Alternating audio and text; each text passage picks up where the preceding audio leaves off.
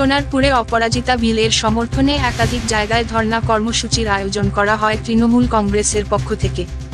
সেই ধর্ণা কর্মসূচির মঞ্চ থেকে কুরুচিকর মন্তব্য সোনারপুর দক্ষিণের বিধায়ক লাভলি মৈত্রের। তিনি সিপিএম ও বিজেপিকে নিশানা করে বক্তব্য রাখতে গিয়ে আরজি করে জুনিয়র ডাক্তারদের আন্দোলনের প্রসঙ্গ টেনে একের পর এক কুরুচিকর মন্তব্য করেন। তিনি বলেন, কত বড় মূর্খ!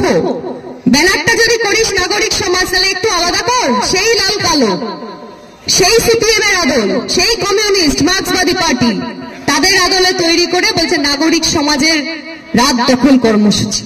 সে রাত দখলে কি হচ্ছে? গান বাজনা হচ্ছে, পথে ছবি আঁকছে, গিটার বেজে গান করছে, নাটক করছে, রাস্তায় নাচ করছে, মানে নাচন কদন গিটার গান সবকিছু চলছে।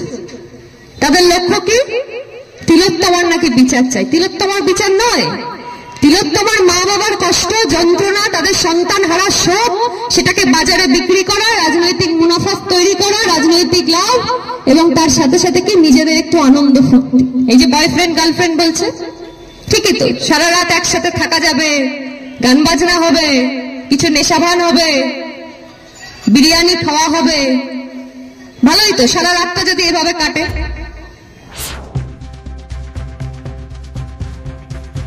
লাভলি মৈত্রের এমন মন্তব্য ঘিরে রাজনৈতিক চর্চা তুঙ্গে বিরোধী রাজনৈতিক মহলে। মৃন্ময় নস্করের রিপোর্ট, জেলার বার্তা।